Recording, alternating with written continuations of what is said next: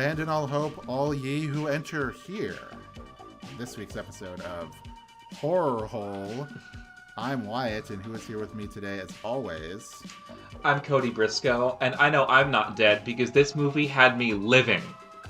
Ooh, that's a good one. Thanks. We're here to talk about Jacob's Ladder, the 1990 psychological horror film. I was surprised by this date because there's a couple actors in this movie that I was like, oh wow, you know, that was, yeah. I had forgotten like Seinfeld began like right around the same time. And Jason Alexander is in the movie as a lawyer, which I was very There's also by. But anyway, Macaulay Culkin jump scare. Macaulay Culkin. Yep. I was like, oh shit. How, like, wow, I did not expect to see him. But anyway, we're talking about this. Jacob's Ladder, you was your pick for this time. What is your first impression like after finishing the movie? Because you said you had never seen it before until now. I've never seen it, but I do have a little tiny bit of a history with it. Okay. So when I was little, do you remember the Bravo channel on cable? So they had this like mini series they would air every year called like the 100 Scariest Movie Moments, and it was just like people talking. They would show the scenes of like 100 different horror movies, and like everybody's in it, like filmmakers, early 2000s, like comedians, and just like TV personalities. It's really great. It's a little time capsule, but there was an entry about it on Jacob's Ladder. And like this mini series, like I found Phantasm because of this mini series, and it had like I saw the Phantasm clip, and I'm like, little 7-year-old me is like, I gotta seek out this movie. There's also a segment where they're talking about Jacob's Ladder, and I think it had the opposite effect because I was like, oh, I don't think I want to watch that. Can you guess what scene it was? Was it the hospital scene? No. Good guess. It was the nightclub scene? Yeah, it was the scene where they're partying and Elizabeth Pena's like grinding up against something. Not in a nightclub, but yeah, those are the two scenes in my head where I'm like, those are like the movie. Well, okay, the movie is actually in the silence between those moments, but those are like the big like, oh set fuck, pieces. You're going insane. Yeah, of the movie. But that was like you know, and I was watching it in my living room with the lights off and everything, you know, and the curtains drawn. So I was just like, that was a real, I feel like I'm in a nightmare hell place scene. So, but yeah, my that's my history with the movie. My first impressions now that I've watched it, I really loved it. It made me start crying at the end. Yeah. Oh yeah. It's got kind of a brutally sad or like poignant ending, I guess is a way to say it. I think this movie. Go ahead. Oh, I'm done. I was just go. All right. So I think this movie also brings up like the fascinating discussion of like what qualifies as a horror movie, because this movie is definitely leans more into like it's a psychological drama. But there are parts of it that are also like some of the scariest things I've ever fucking seen committed to film. Yeah.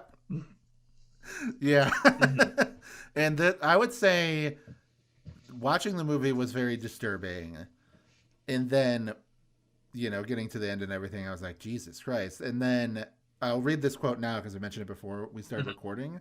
That Bruce Joel Rubin, who was the screenplay, like he was the screenwriter of the movie, according to the director, like the screenplay was so intricately written that it was basically a novel. That I could totally see that. It was just like so detailed. And the screenwriter said that the horror of the movie would be in that the revelation that hope is hell's final torment, that life is a dream that ends over and over with the final truth that life was never real, that we are all creatures trapped in eternal suffering and damnation, which is like, I mean, that tracks for sure. Yeah. So like that, like I said, reading that, I was like, yeah, that the idea of the horror of the movie being the psychological torment of the idea that there might be some explanation for your pain or your suffering, or Mhm. things could get better, and then things just keep getting worse, Yeah, or things like something happens and you're just like like you. returned back to this like painful status quo. Mhm. Um, I don't think we're going to be going like scene by scene for this movie at all, but we'll go Yeah. back and forth. But on the topic of Bruce Joel Robin, I have the wiki pages Mm-hmm. pulled up for the writer director because I think they have some really interesting careers. I'll start with the Mm-hmm. director Adrian Lyne. Let's see, he Mm-hmm. directed a movie called Flashdance, which is a romantic dance drama movie. That's Mm-hmm. the one that has the she's a maniac Yeah. scene. Yeah. Yeah. Let's see, Fatal Attraction. Mm-hmm. A few years before, it's another great thriller. Um, in 1997, directed an adaptation of Lolita. Yeah. I saw that. I was like, because I saw he also did Indecent Proposal. So I was Mhm. like, okay, so this guy just likes doing really dark, fucked up, Yeah, like, yeah. So yeah, in Lolita, and I only know of the like the one from like the '60s or whatever, the mhm. by what's his face Kubrick. Like that's the only Yeah, version of it I knew. So I actually didn't know that there was one made in mhm. 1997. And I know that the book is kind of a touchy subject to some people. So it's interesting that there was a movie made fairly recently about Yeah. it. So, And on now on to Bruce Joel Rubin. See, after mm-hmm. writing Jacob's Ladder, in 1998 wrote Deep Impact, which I Uh watched huh. a ton as a kid. Yeah. And then in 2002 wrote Stuart Little 2. Uh huh. Let's see, in 2007 wrote The Last Mimsy, Yeah, yeah, which I remember that. mhm. Yeah. Well, I don't remember that this guy wrote it, but I remember the name of that movie. And then So, also wrote the screenplay, did not write the book for the movie version of The Time Traveler's Wife, okay. which was then ripped off by So, Doctor Who. so this is insane because this dude cooked super fucking hard with the Mhm. screenplay. I think, yeah, I don't know if I mentioned that my first impression, but very similar to yours, I was like kind of blown away by how good this movie is and how like evocative and like hypnotic it is, So I was like, when I learned that the screenplay was, yeah, it was very detailed and very like, it was like even more depressing in like Old Testament, and Mhm. it had to be like lightened up by the director. Mhm. Um, so like the fact that he went on to make like to write the screenplay for Stuart Little 2 is just like that's so fucking funny. That's Hollywood. Yeah, That's just like I mean, fucking. 12 years after you wrote Jacob's Ladder, you're writing fucking Stuart Little 2 and Deep Impact. I So, mean, like John Carpenter in the '90s directed, I think, like a made-for-TV movie about the life of Elvis. yeah. Yeah, but That's just yeah, I don't know. mhm. Just it's just funny when you see that. Just how people's careers go, and then just how what it's like when these two personalities, the writer director, clash, and it's just this is the product. It's just yeah. Mhm. So I again, we'll start at the beginning of the movie, but we're not going through every scene. Uh, Yeah, the we don't the need to do that. the Vietnam opening hooked me like immediately. I Mhm. was uh, I like a lot of movies about Vietnam, and Yeah. I think it's just such a it's so rife for horror. Like I Mhm. back to Like Unforgettable. human horror. Yeah, Yeah, like the hell of war and things like that. like So, there's a scene where so we see Jacob. He's younger. I think it's established that he goes to Vietnam mhm. like shortly after his son dies or something. Yeah, Uh, which is like horrifically sad he's that probably you're drafted. drafted to Hmm. war. Yeah. Or even sadder, like leaving, like going to war out of like a sense of like loss of purpose and things like that. So, Yeah, a big attack breaks out. There's a shot of we hear this guy screaming. We don't really see what's wrong with him, and then we see him kind of stumbling, and we see it's a wide shot, and just like his whole the lower half of his leg is just dangling hmm there, and it looks so fucking real. It yeah. like it really got me. I was like, oh my god, like to the screen. Yeah, that the opening scene and like the chaos and the brutality of it, and the like we don't know what the fuck is going on. That was Yeah, go like all of that stuff. It set the tone really well because the beginning scene is just like the guys like in the calm before the storm, like picking on each other as military guys do, and then once things like break out, it's just like complete chaos, and then like one guy's ending that having an first scene. aneurysm or something. We don't. Yeah.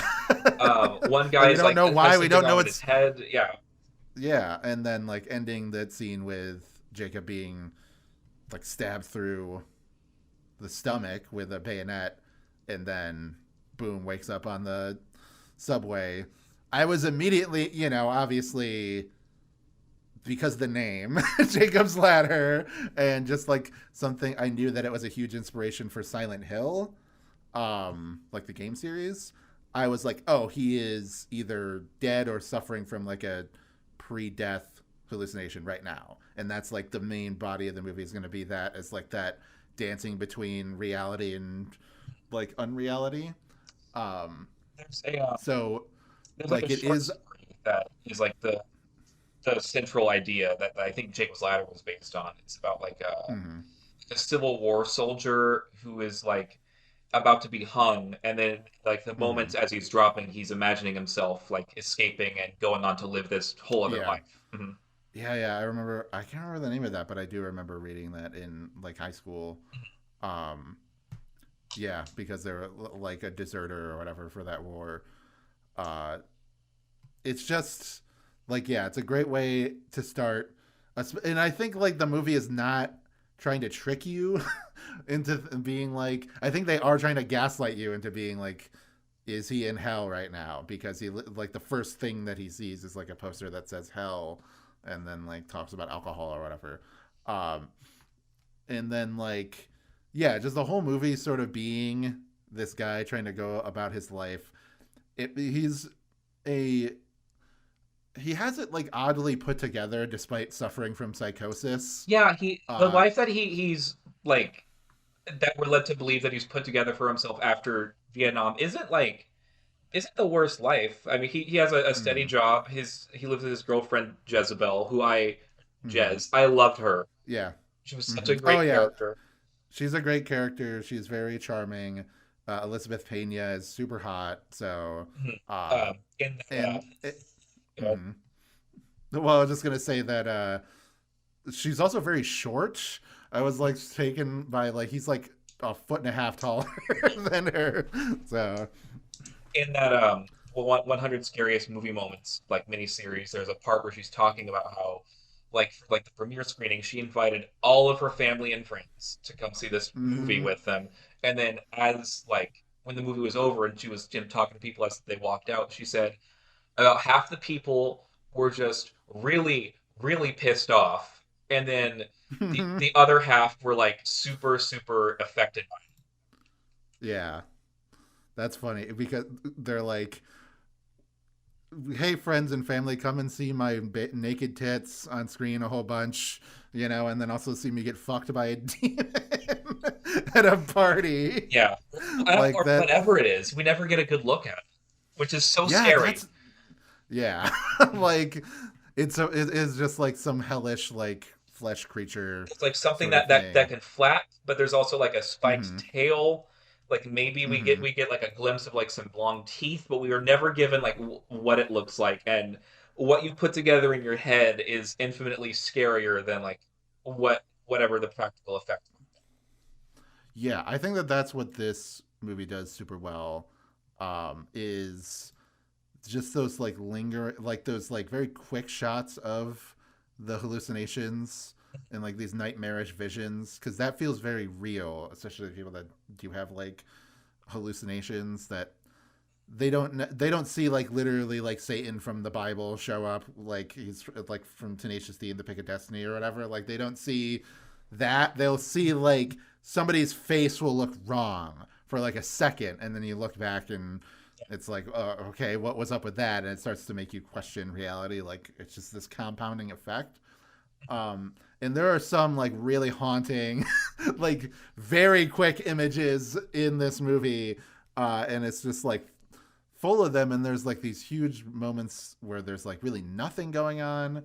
I would Mhm. say that like the plot, like the subplot, sort of in like the middle, like towards the end of the movie, when he starts to confide in like his fellow uh like veterans like that he went to war with. Comrades or whatever. Yeah, that like it's like I'm seeing fucking demons, and they're like, yeah, we're also seeing demons. We think that they like fucked us up on drugs or Hmm. something, and it's like a very, and that's I loved that I was so into because it. I was also like, he is like this isn't real, right? Like he is like dead or dying, and then again, like reading that quote, like that in a way is a sign is hope. The idea that what's happening to them is completely Get natural. this case that they can go to a lawyer and have it sorted out. Yeah. Um, Yeah, so it's just like I, again realizing that it's like bone chilling thinking about that, like being in this kind of hell where you're just kind of living a normal life, but everything is just kind of wrong.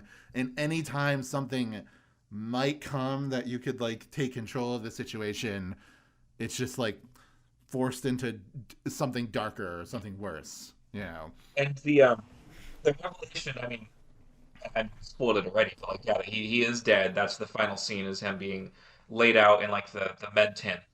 Mm-hmm. Like there's this question. Like when I was watching this, I'm like, God, like, because I think I might have like known maybe I'd accidentally spoiled myself on that, or it just was just Mm-hmm. telegraphed very well. But like, part of you is like, it's honestly maybe better if he's just dead Yeah. because having to deal with these things that he's seeing and Mm-hmm. like that there's this big like government conspiracy against him and like the walls are closing in. It's like God, it like this like is it worse if it's a hallucination or if these demons are actually real? Like, Yeah. mhm.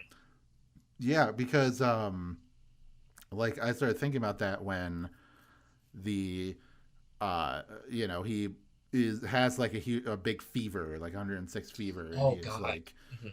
suffering from like being like a hot flash and then being like really cold. And like I've been like that sick before where like you're super high fever but your body is like you're just so cold that you're just like wrapping yourself in blankets and things like that. You can't move, you can't get out of bed. And just like all the people in the apartment coming and like dumping ice on him, like torturing him basically. It's And then scary. like he wakes up in this like has like a playful argument with his wife who was his ex-wife just a moment ago.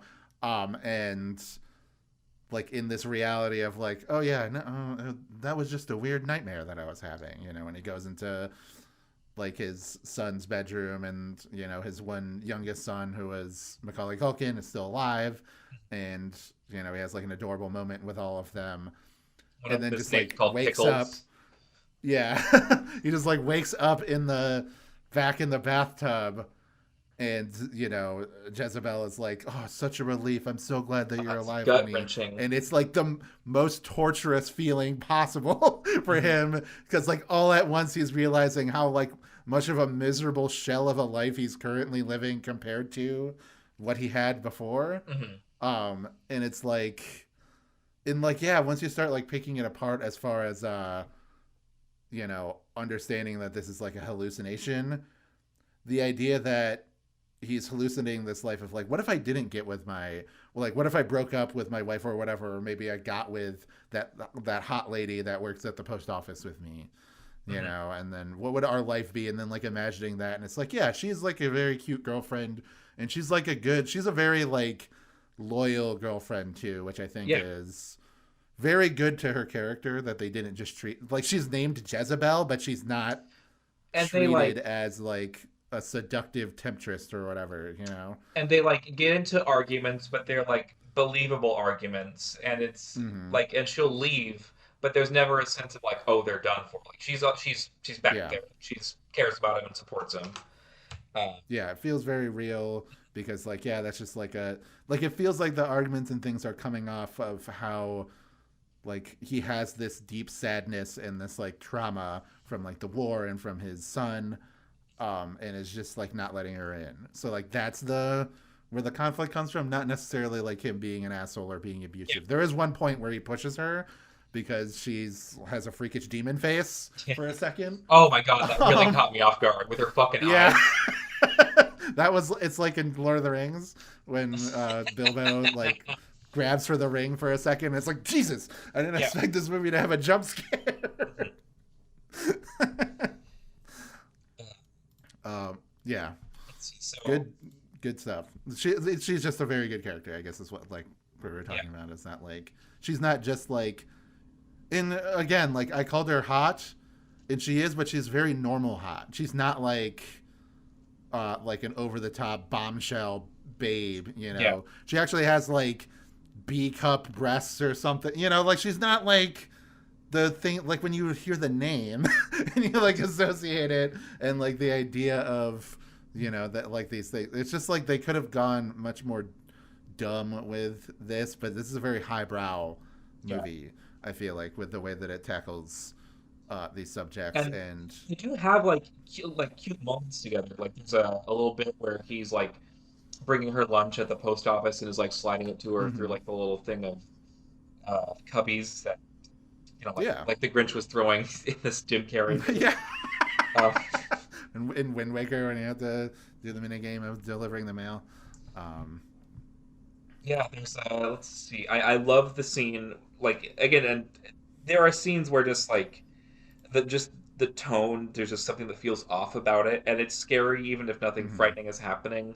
Like the part where he gets his palm read at the party, like that was Yeah. really I was like, oh god, it kind of makes my skin This crawl. Yeah, this whole movie really taps into a like a fear that I won't even say primal fear because like this seems like a very religious based fear, so it's a little bit more than just like I'm being chased by a tiger or whatever. Uh the idea of what if you're dead and you didn't know it? And like or you were a kind of more modern version of that or a different version of that is like all those posts that are like you're in a coma, wake up, it's been 5 years, like that's the vibe I was getting from this scene when she's like, oh yeah, this says you're already dead. Just like in a very matter of fact way, just like okay, and Yeah, that because like you as the viewer are already being led to believe that this is something that he kind of understands is the case but doesn't want to accept it. So like getting is like just somebody saying it outright is like unnerved, but he's not like making a big deal about it because again he doesn't want to accept reality. um you know what like fucking yeah. like got me like this is maybe another like, underrated really scary moment. Um, Mm-hmm. so I guess I'll do some set it up first a little bit. So Sure. um, Jacob and his friends they want to get a trial going to sue the military. They go and hire Costanza. He then turns them Uh-huh. down, and then all of the other military guys like cut contact with him. He's like looking for answers, and he gets kidnapped by men in black, I guess. Mm-hmm. He's able to escape, but he ends up in the hospital. Uh, we'll talk about the scene where his first brought into the hospital, but then there's a part where Yeah. he kind of wakes up and his ex-wife and the kids are there, and he's super happy, and then from off camera we just hear a voice go, and then like Oh he yeah. looks towards camera and he sees something, but we don't see it, and it's that so that fucking scary. that's exactly what I'm talking about. That like idea of like you know like hearing voices in your head or like having these like auditory or visual hallucinations that just make you like as soon as you get comfortable with the reality that you're seeing, something comes and tries to break it. And that's just like yeah, that moment was one of those like it made my like heart sink. uh you know yeah. Uh, yeah, so when again, yeah, the another really big standout scene is when uh, he's in the hospital and like kind of the area he's in looks normal, and then he gets transferred, Mm-hmm. and we kind of mostly see from his perspective, like he's can look up and just see a little bit around. Like, the further they bring him down the hallway, the more and more like horrific the place starts to Mm-hmm. get, and there's like a grate above him, and there's like people crawling on the ceiling staring at him. Yeah. Uh, Yeah. And there's like a bunch like there's a lot of the like people with fucked up faces, or like sometimes people with like no faces or like parts of their face yeah, missing. no Um eyes. yeah, and then like the people like just like moving like convulsing rapidly and things like that, which is very that is definitely Silent Hill took a lot from Yeah, that. it's like um I've seen that like I guess yeah, Silent Hill, but that's like a thing that's been parodied in a lot of things. Is like just the image of somebody like shaking their head super like back and forth super fast, so you can't like yeah. focus on it. Which I'm pretty sure that Hmm. comes like yeah, that comes from this movie. Yeah, for sure. And then just like yeah, going there's like gore and viscera on the ground. And like to me, I've talked about this before. I have like a huge phobia of like unsanitary places. Mhm. So like that's like a complete like that's why I am like kind of scared of hospitals, just because the unsanitary nature of them, and like being like trapped in a gurney and just like you're being wheeled through like a filthy disgusting place and it just keeps getting more disgusting is hell. Like that is like a fucking nightmare to be. And then like yeah, being like put into the operating room, and the doctor just being like yeah, you're dead. Like what else would any of this be? And like seeing like like people from his life as like all of these operators on Mhm. him. um Yeah, like it's yeah, it's like, and he's just like crying and like begging for like some kind of like release or anything from that. That's why I really liked that there was like his chiropractor yeah, that's what I was was gonna bring up. It's who breaks him out yeah. where? Like it's a jailbreak. His fucking Uh-huh. chiropractor, uh, one of the best characters for sure. Um, Mm-hmm. he has he's a very intense person, but like the relationship he has with Jacob, it's like one of the only like calming presences in the whole movie. Um, Yeah, he is very purposely like literally from like his first scene. Jacob's like you're like an angel, like a cherub or something. So it's like very obviously supposed to be implanting the idea that he's like a counter force against the nightmare. So that's what makes it like really poignant. I feel like at the end when you see the two people in reality that are operating on him, and they are like the one guy at the very end of the movie that tells him the conspiracy theory, we'll get to him. get yeah, and then the chiropractor, is Danny Aiello. Um, and I was like, so he's saw in like these fragmentary visions of his deathbed, he saw him, Yeah. and like he was like, that's an angel that's trying to save me, you know. Mhm. Uh, Very and Wizard there of is something Oz. like, yeah. So, Mhm. Yeah, so speaking of, yeah, so he gets busted out of the hospital by uh, mhm, let's see. Then he gets a call from yeah, the chemist. I don't have his name written down. He has to speak to Jacob, and he mhm, tells him, this story about how he was locked up in prison for making like a batch of LSD, and then he got uh, recruited into the military to come work for them to create this experimental drug called the ladder. And mhm, I think this guy's performance is like the standout performance of the movie when he's confessing all this to Jacob. It's like yeah, the fuck like the guilt that he feels and like the the horror and how haunted he is by this whole thing like is so palpable in this guy's performance. It's really I mean Tim Robbins of course is carries the whole movie, but this guy's performance mhm, like is so memorable. yeah. I felt that too. Like that scene, because I was like, it's interesting that I would say like the big most horrific set piece was the hospital thing, but then they like that ended and there's still like a significant amount of the movie left Mhm. after that. Like not a ton, it was like 20 minutes or whatever, but like this I felt like was a really good like final sort of like moment.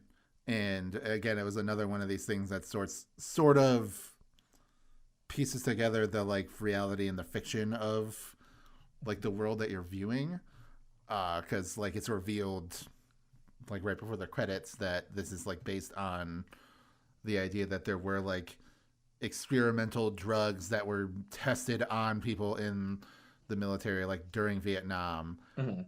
According to, I believe it was Adrian Lyne, but it could have been Bruce Joel Rubin. I can't remember which one of the two. They said that they watched a ton of like footage and documentaries and things like that on Vietnam Hmm. to have like a better understanding of the conditions that people were like living in and the things that they could have gone through. Yeah. Um, so I could imagine that they Oh, probably like there was some, whether they're legitimate or not, conspiracy theories wrapped up into that yeah. that they might have like been inspired by to create like the latter.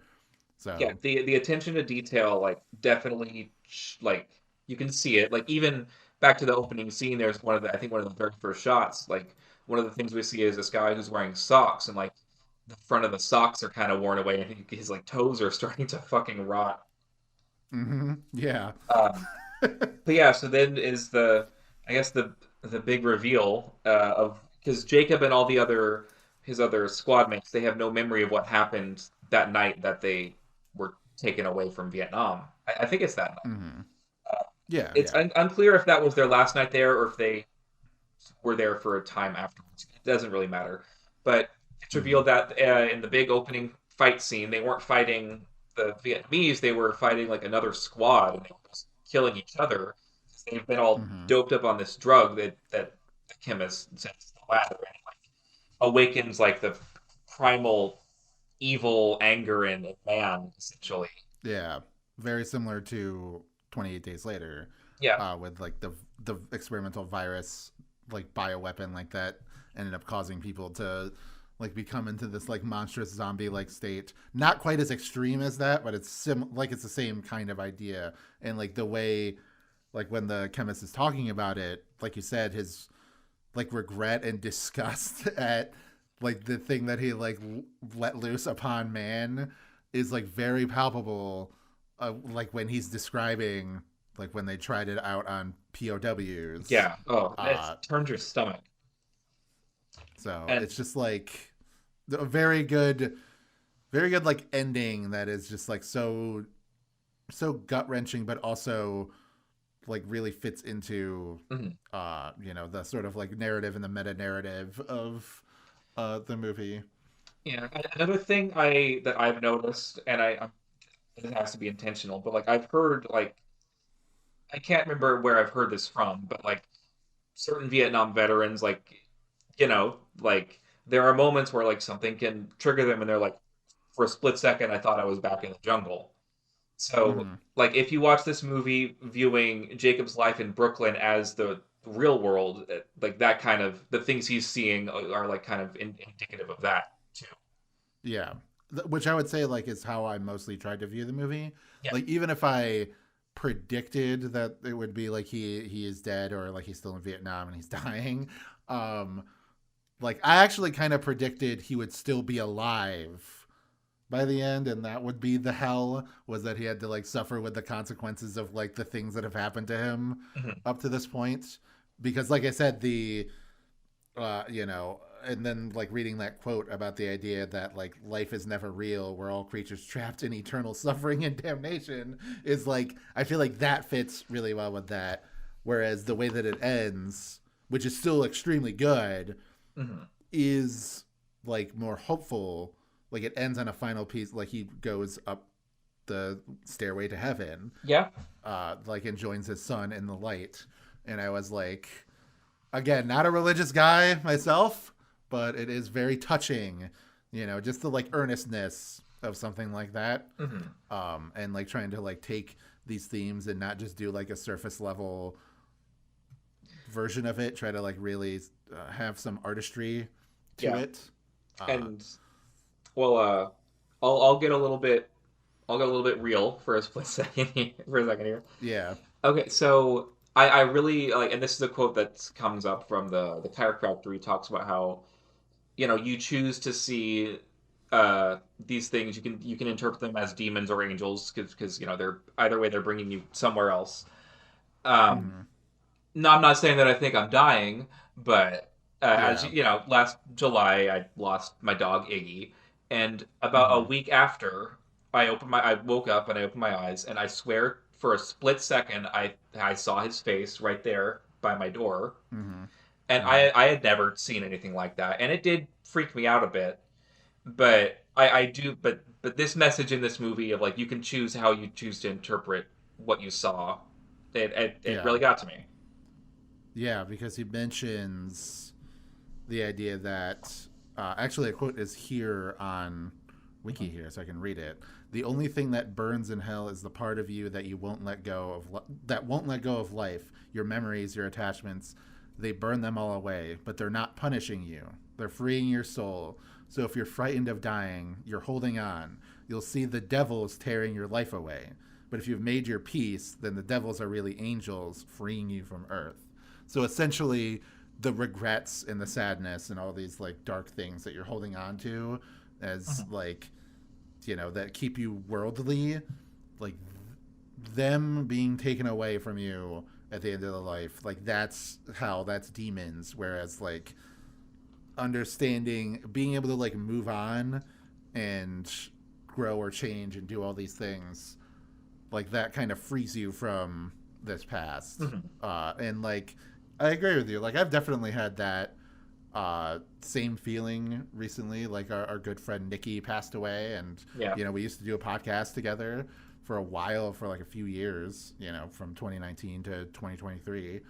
Mhm. And there's a lot of times where I'll just wake up and or like after a dream of like talking to them, and I'll be like, oh yeah, that wasn't real. Or Mhm. be like, I'll have this thought of, why haven't I talked to Nikki in a while? Like as if we like are Yeah. friends that lost touch, or partners that broke up or something like that. And then like my brain will have to like fully process, like, oh, you can't anymore, they're not Mhm. alive. So like, yeah, I've been in that position of like that's what grief does to you. And this is getting very heavy, so I apologize No worries. to the listeners We gotta too. pad it out But like, somehow. We're only 37 minutes in recording. yeah, we're already kind of wrapping up Yeah. at this point. Mhm. But yeah, the like that's kind of like the insidious part of grief, is that it just doesn't go away, Yep. and like you can't even really make it like any smaller. All you can do is hope that time allows you to like grow bigger than it. Like Yeah. Try and fill that's that like the space metaphor. with things around it. Using it. Yeah, so like that's how I felt. And like, yeah, I do have like a lot of these, because I do like I'm not a hallucinatory person, nor am I like whatever, like I've never experienced true psychosis in that way, but I have like a lot of stress dreams, Mhm. where something happens and I'll wake up and I'll be like, what? Like it will be a dream that's taking place in an otherwise completely normal scenario, and then something goes wrong, or something is like just slightly off. And like those kind of things, like that's what this movie is like, that gets inside your head and like fucks with you in that way. Yeah. Is that it like makes you think of like those moments. That's why like when you brought up the scene in the hospital with the voice Mhm. like from the other side of the room, that you don't know where it's coming from or like who said it. But he sees something. Like He looks directly like at yeah. something. Yeah. And it's just like that is fucking horrifying. Like that is like, there's like, just imagining being like going through a normal life and then having like that like rug pulled out from under you, that it's like, uh-oh. So, That's like, something's I've up. had like friends with anxiety tell me that that's like a big stressor for them, is that like one day there'll be just like a mad jester that will show up and be like, yeah, your whole life has been fake, actually I've been fucking with you. Mhm. And then they're trapped inside like the I have no mouth and I'm a scream machine. And yeah, so even though I do think that this is like a very poignant and like a movie that it kind of ends in like a touching way, um, it is like very disturbing, Yeah. like It. throughout. And it is like one of those movies that kind of just left me like speechless by the end. Yeah. My notes are half of one page. Uh huh. Yeah. Because there's it really draws you in, and uh Mm-hmm. yeah, it's definitely one of those fucking movies. I kind of think Midsummer falls in it too, where like the first time you see it, you're just kind of in like a funk for the rest of the day. Yeah. Well, Yeah, which is good because I've been in such a good mood this whole week, because of all the news in the world. So it's just well, have you picked something more cheery for the next episode? I think I have. Okay. So hold on, let me remember. Like, because I actually saw it when I was renting the movie. So Hmm. I saw something that was like recommended, and I was like, oh, that's what we're gonna do because it's something that sucks. Oh yes. Here, hold on. Let me go. Let me see if I can remember it. Let me just like click on the movie and see that if it recommends it to me real quick. Scroll down. No, no, no, no. Where is that? There's fucking Osmosis Jones. Yeah, no. That was like something that I just saw that. Hmm. Um, I don't know. Yeah, actually, it completely left my mind. So I really should have thought that. I feel like we haven't done. What's We've mostly focused on like we've done some modern movies. This is an older movie. Obviously, it's from the '90s. okay? Um, I might be able to help you so narrow it down if are you having trouble remembering the title? no, well, I was talking about Jacob's Ladder. Oh, Uh, okay. I was saying that like that's something that we did that's like kind of modern and or not modern, but is whatever. I don't Yeah, know, so we whatever. got so Barbarian, I have it at the episode list. So Barbarian is modern. Ring is from the 90s. Five Nights at Freddy's, Hmm. Midsummer, I'd say modern. Yeah, 28 yeah, Days Later, I would say is older now. Uh, yeah, for and, sure. That was from the 2000s. so yeah, covered in some classics. We've gone back and forth, kind of. So I guess that we can kind of like go and do like another modern movie. So I guess like what was the It Follows? Wasn't that one that I wanted to? Was that the one that I suggested that we should do at some point, It was. like a couple episodes ago? Yeah. So there you go. We'll do that. Okay, cool. Um, but there was I can't remember what it was, but I was just like on YouTube on my TV. I saw a movie that I was like, this looks like it sucks, or like, or I knew what the movie was, and I just can't remember what Damn it it. was off the top of my So I head. would love to do it on a Uh, stinker if you remember it. yeah, yeah. But like, yeah, I guess we'll go with It Follows as Oh, our next movie. that's a good pick though, because that has a sequel coming out, I think, this year. Oh, cool! It Mhm. still follows. Yeah, same Uh, director and same lead actress as yeah, this first one. sweet. But all right, Cody, where can we find you? You can find me right here on my YouTube channel. You can find me on Twitter under the name Gay Boomhauer. It's mostly just whatever's on my mind. A lot of opinions on horror movies and reality TV. Uh, you can also find the films that I've acted in on my IMDb page. The latest one I acted in is called Life Forms, and I believe it should be coming out to streaming platforms or for sale on Blu-ray in July. Yeah, and you can go and find me on Twitter and Blue Sky Wasp Ranger WAZP Ranger. Go there. It's mostly stream of Scotch this stuff. Now it's going to be like Prime 4 posting or whatever at this point. Um, so Congratulations. go there, check it. Yeah, big thumbs up. Check it out and follow the Patreon. It's Only Magic. That's my Patreon, and we do cartoon buffoons. Cody's been on an episode. You've been on Courage. I have no idea if there's literally anything else you'd be interested in coming back on at any point. Uh, as far as like Um, when we're recording this, our next episode is My Gym Partner's a Monkey, which is like Absolutely I not. really doubt that you want to. I really doubt you want to Sorry. be because that is not a good show. So, Um, um, I'll have to look through the. So you're going in order, right? Like a chronological order. yeah, I'll have yeah. to Would see. you? I mean, do you want to do CN Real? Like, do you want to do? Because you Th- remember that where they yeah, did that would like, be interesting because I remember some of the shows. yeah. I liked There one on was the like roller coaster. there was like a horror adjacent one called The Outsiders where it's like kids doing ghost hunting, which is like even more embarrassing than like Oh, I the yeah, I Sci-Fi think Channel that's it. one. I think that's the one. Yeah, Mhm. that would be good. But all right, yeah, $3. You can get those a week early. If you just want to check them out on YouTube, they're on my YouTube channel. It's Only Magic. And yeah, all right, that was a good episode. A little bit short, but that's fine. We packed it very dense with a lot of good discussion and themes. I think that I can't recommend this movie enough. I think everybody should go and see it. Obviously, like, big trigger warning if you're somebody who has like problems with like hallucinations and things like that. So if you take meds, then watch the movie. That's my recommendation. But otherwise, everybody, please check that out. And thank you all for coming here and listening to this podcast. Join us next time. We'll talk about It Follows. Peace out.